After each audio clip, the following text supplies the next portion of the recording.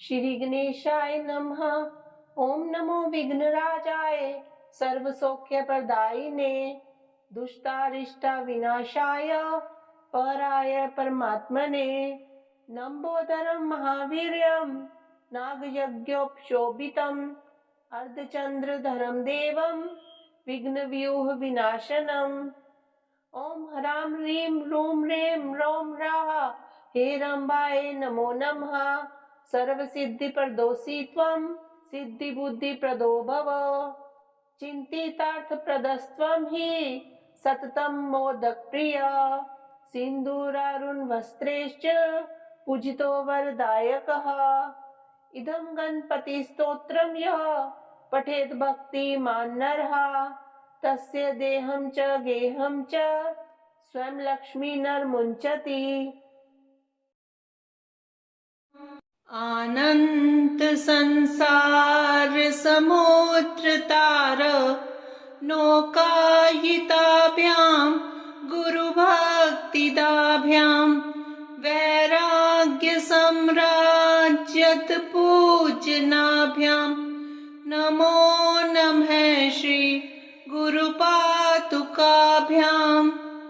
कवित्ववाराशि निशाकराभ्यां दौर्भाग्यदावा बुद्धमालिकाभ्यां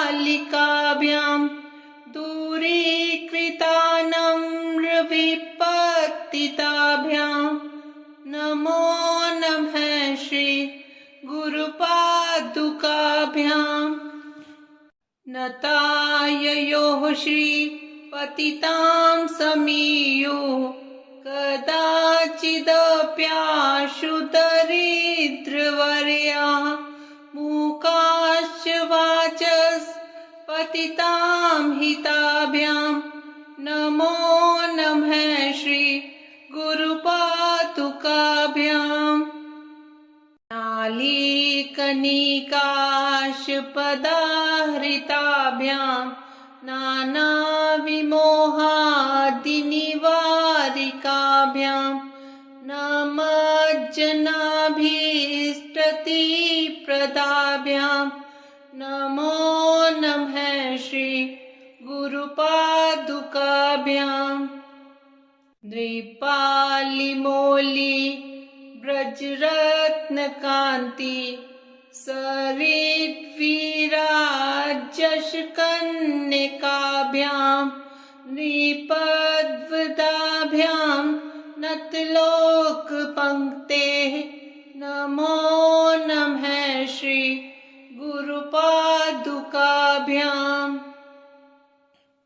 पापान्धकारार्कपरम्पराभ्यां तापत्रयाहीन्द्रखगेश्वराभ्यां जाड्याब्धिसंशोषणवाढवाभ्यां नमो नमः श्री गुरुपादुकाभ्यां।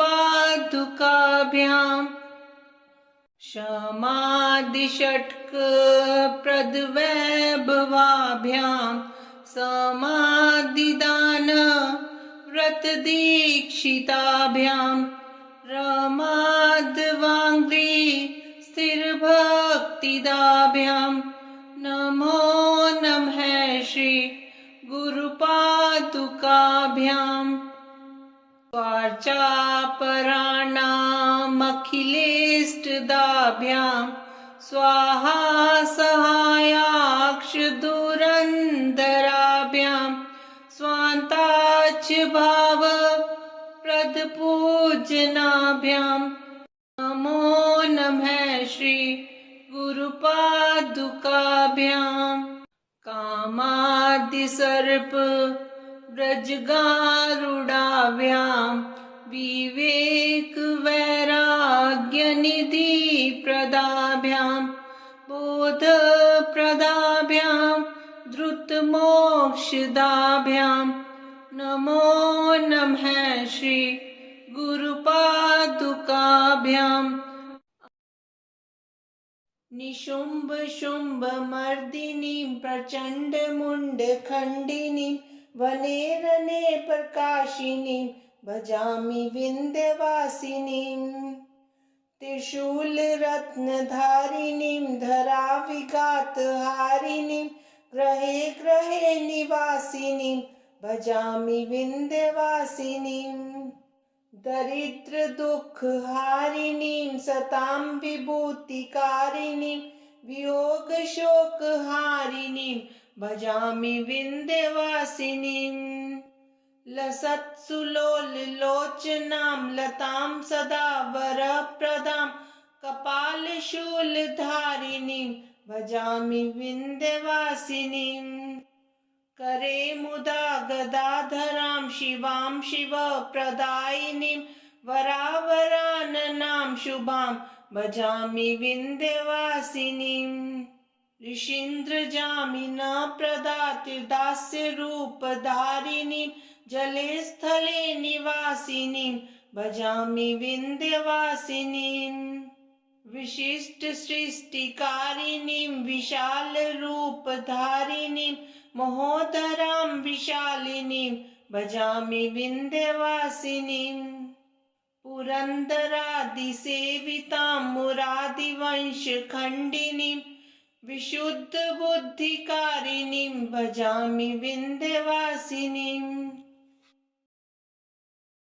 ॐ संरामि देवदेवेश वक्रतुण्डं महाबलं षड्क्षरं कृपासिन्धु नमामि ऋन्मुक्तये महागणपतिं देवं महासत्त्वं महाबलं महाविघ्नहरं सौम्यं नमामि ऋन्मुक्तये एकाक्षरम् एकदन्तम् एकब्रह्म सनातनम् एकमेवाद्वितीयं च नमामि ऋन्मुक्तये शुक्लाम्बरं शुक्लवर्णं शुक्लगन्धानुलेपनं सर्वशुक्लमयं देवं नमामि ऋन्मुक्तये रक्ताम्बरं रक्तवर्णं रक्तगन्धानुलेपनं रक्तपुष्पे पूज्यमानं नमामि ऋन्मुक्तये कृष्णाम्बरं कृष्णवर्णं कृष्णगन्धानुलेपनं कृष्णपुष्पे पूज्यमानं नमामि ऋन्मुक्तये पीताम्बरं पीतवर्णं पीतगन्धानुलेपनं पीतपुष्पे पूज्यमानं नमामि ऋन्मुक्तये नीलाम्बरं नीलवर्णं नीलगन्धानुलेपनं नीलपुष्पे पूज्यमानं नमामि ऋन्मुक्तये धूम्राम्बरं धूम्रवर्णं धूम्रगन्धानुलेपनं धूम्रपुष्पे पूज्यमानं नमामि ऋन्मुक्तये सर्वाम्बरं सर्ववर्णं सर्वगन्धानुलेपनं सर्वपुष्पे पूज्यमानं नमामि ऋन्मुक्तये भद्रजातं च रूपं च पाशाङ्कुशधरं शुभं सर्वविघ्नहरं देवं नमामि ऋन्मुक्तये ये पठेत् ऋन्हरं स्तोत्रं प्रातःकाले सुधीनरः षण्मासाभ्यन्तरे चैव ऋन्छेदो भविष्यति पार्वतेयं महाकायं रिद्धिसिद्धिवरदायकं गणपतिं निधिपतिं सर्वजनलोकनायकं रुद्रप्रियं यज्ञकायं नमामि हे दीर्घकायकं हे गजानन गिरिजानन्दन रक्ष मां देव रक्ष माम् एकदन्तं कृपानन्तं सर्वाङ्गसुन्दरदर्शनं वक्रतुण्डं दिव्यरिण्डम् अपूर्वमङ्गलस्पर्शनं लम्बोदरं पीताम्बरं नमामि हे रोमहर्षणं हे गजानन गिरिजानन्दन रक्ष मां देव रक्ष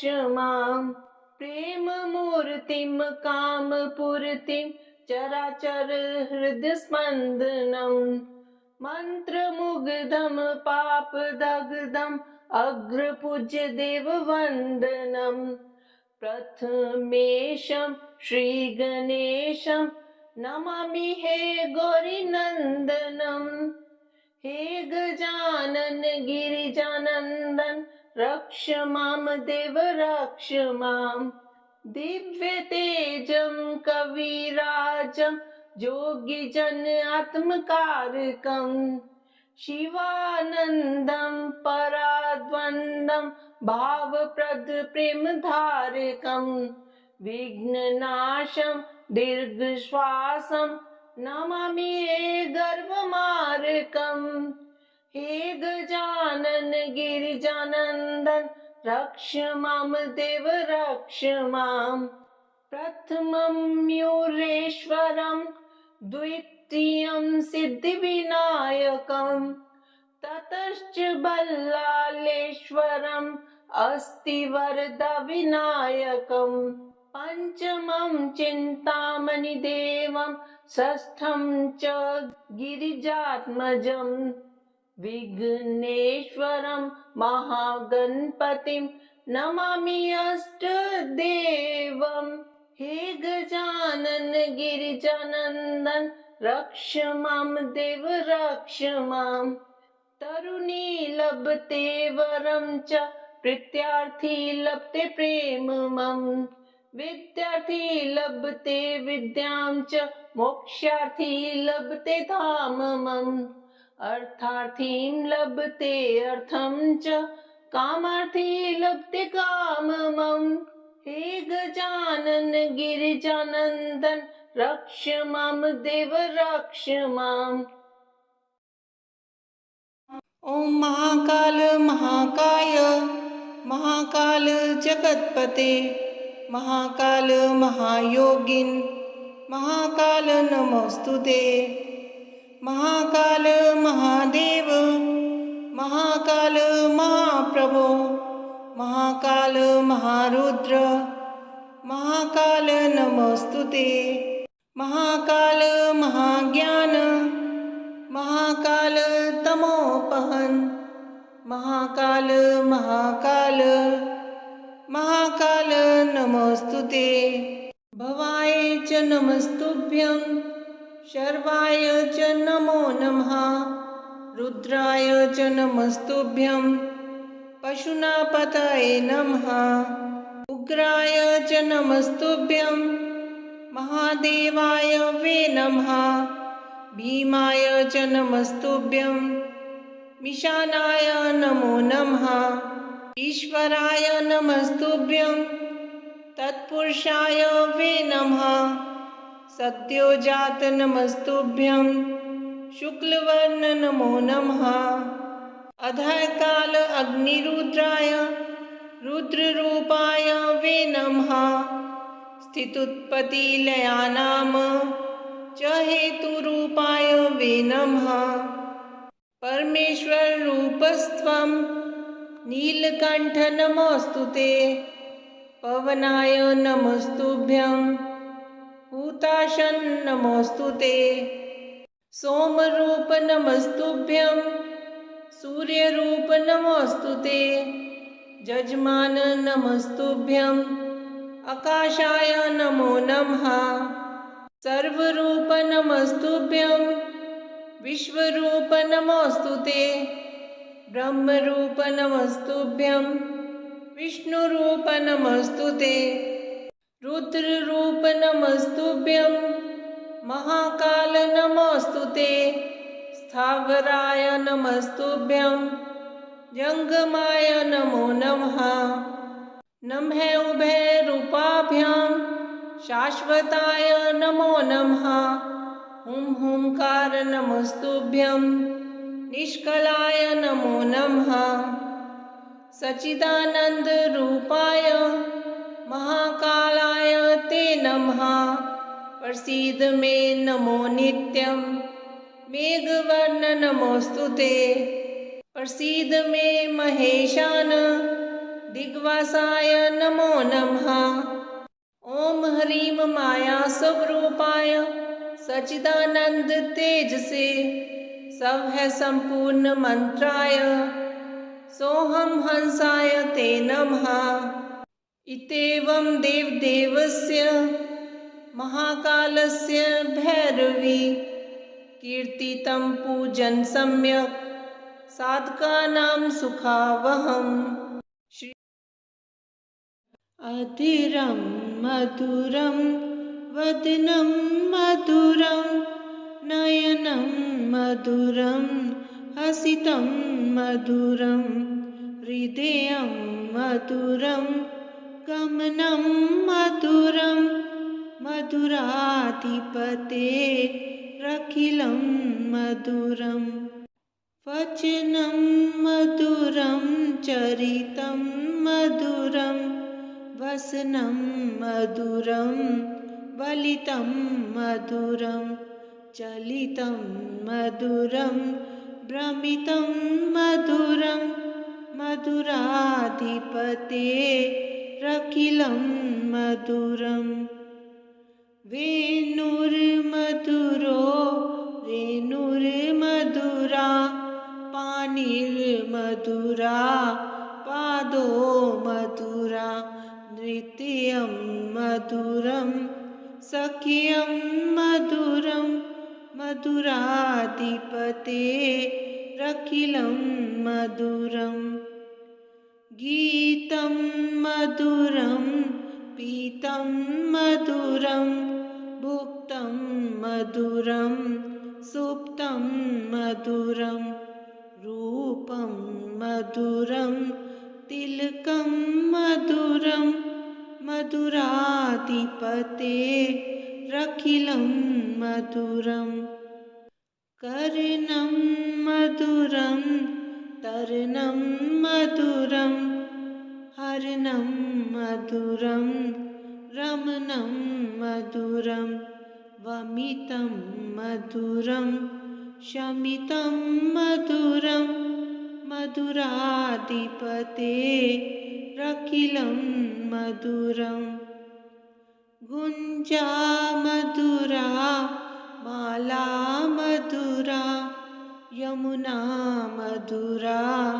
वीची मधुरा सलिलं मधुरं कमलं मधुरं मधुराधिपतेरखिलं मधुरम् गोपी मधुरा लीला मधुरा युक्तं मधुरं मुक्तं मधुरं दृष्टं मधुरं शिष्टं मधुरं मधुराधिपतेरखिलं मधुरम् गोपा मधुरा गावो मधुरा यष्टिर्मधुरा सृष्टिर्मधुरा दलितं मधुरं फलितं मधुरं